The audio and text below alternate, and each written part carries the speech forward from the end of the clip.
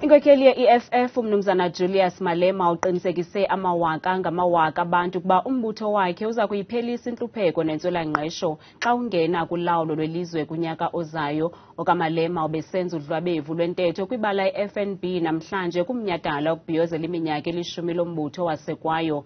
Umnumzana Malema ukwakhwel'ezehlela kubunkokheli be-ANC etyhola ngelithi bunkone lurhwaphilizo. Lo mbutho wasekwa ngomhla 26 kuJulayi ka-2013. Ibala i-FNB liginya abantu abangaphezudlwana kwi-94,000. Kodwa namhlanje umbono nomxesibe ubangele ukuba abanye bayiphulaphule ngaphandle kwebala intetho kaMnumzana Julius Malema ngenxa yokugcwala kwalo.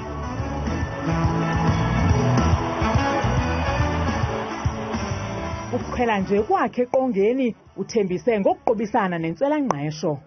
The day when we arrive in office, we are going to cancel all the debt and give your results free of charge. We want jobs. Phakathi kwezibhambathiso ezithiwe thaca ngumnumzana Malema kule nginginya kukuphucula indawo zogobityholo.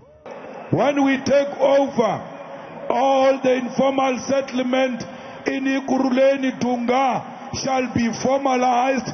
And once we formalize them, we will give them water, we will give them electricity, we will build proper houses for our people all over Gauteng and all over South Africa. Ekhwel'ezehlela kubunkokheli be-ANC ebutyhola ngokuba nkone lurhwaphilizo. Oka Malema umemelele ukuba umphathiswa wamapolisa athi gu buqala kwesi sihlalo. Bekitele has failed as a minister of police. Bekitele must step down with immediate effect. Ulebele ngokukhuthaza ukusengela thungeni linye nelizwekazi i-Afrika ngelithi oko kungaliqwili ekulweni indlala nentlupheko. We want one Africa with one currency, with one military, with one judiciary, with one president of the United Republic of Africa. Evala udlabevu lwentetho yakhe uthe i-Economic Freedom Fighters mayibambane iye phambili khona ukuze kuzalisekiseke iminqweno neemfuno zabemi boMzantsi Afrika.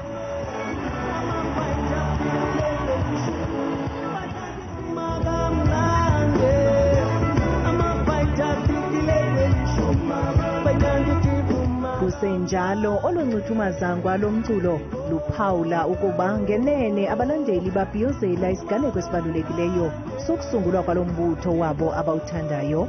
Abalandeli beqela le-EFF banelunda ngalombutho ngendima usele uyihambile kwelishumi leminyaka.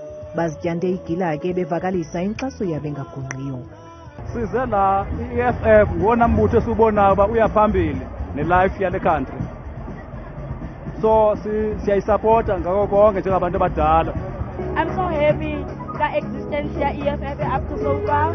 It's 2073 for the past 10 years. I'm happy with them. Ukanti abantu abatsha bathi eli qela libonakala linawo amandla nentshisakalo yokwanyula eli lizwe emgxobhozweni lidale namathuba engqesho. Singabafundi baseNgcobo sikhethe ukuba sibe zimembers ze-EFFSC khona ukuze sizofezekisa injongo zabafundi. Julius is our leader.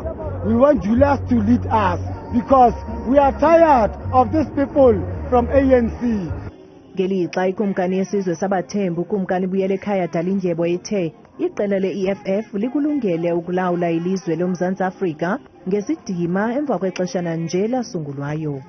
We are here to prove that we are ready. The EFF is readier than ever to take control of the country, to rule the country, to lead us forward. The ANC is now stagnant and confused.